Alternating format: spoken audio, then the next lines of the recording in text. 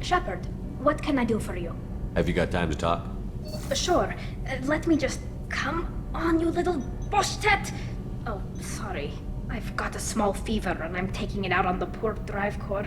Don't worry, it's nothing serious. Got sloppy while doing some suit repair. You're sick? Do you need help or time to rest? Really, it's not that bad. If a stray bit of bacteria could really kill us, we'd have all died by now. The fever should go away in a day or two.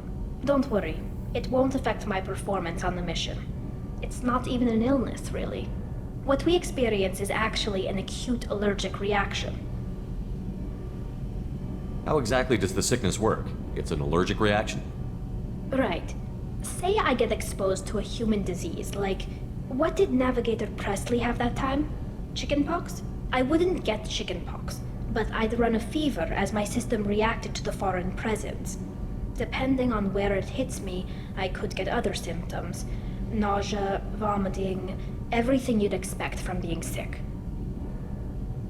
How did you get sick this time? I took some fire in a fight back on the Allerai. Nothing serious, but I needed to open my suit to check the wound. I disinfected properly, but one of the section seals had taken some damage, and foreign matter got out of the disinfected zone. It was a stupid mistake. You always check your seals before doing local treatment. Unless you forget. Then you get a damn fever. You can seal off part of your suit? Right. Like dropping emergency doors on a ship during a hull breach. It won't stop an infection that gets into my bloodstream, but it prevents a surface infection from spreading. Were your immune system stronger before the Geth drove you from your homeworld? Not as strong as those of most races, definitely. I'm not a biologist, but there's a theory about it.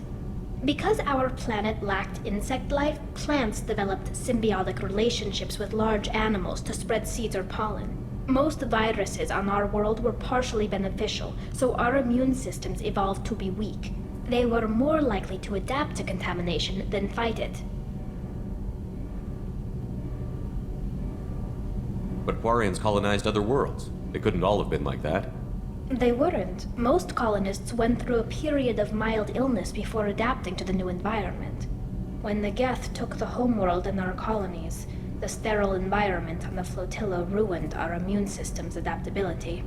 Even if we colonized a new world or reclaimed our own, we'd need a long process of bioengineering to recover. I don't know if I could live inside a suit my whole life. We are in our suits even among family. The most intimate thing we can do with another Quarian is link our suit environments. We get sick at first and then we adapt. It's our most important gesture of trust, of acceptance. I haven't trusted anyone enough for that, though. Except... well, no Quarians. You know what I mean.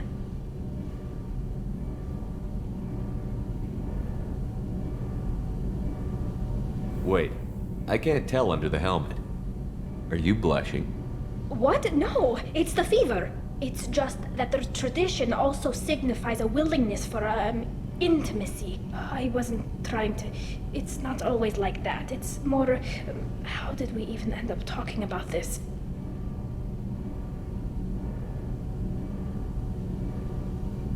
Wait a minute. It sounds like you're suggesting something, Tali. What could I possibly be suggesting? I mean, a young woman gets rescued by a dashing commander who lets her join his crew and then goes off to save the galaxy? How could she possibly develop any kind of interest in him?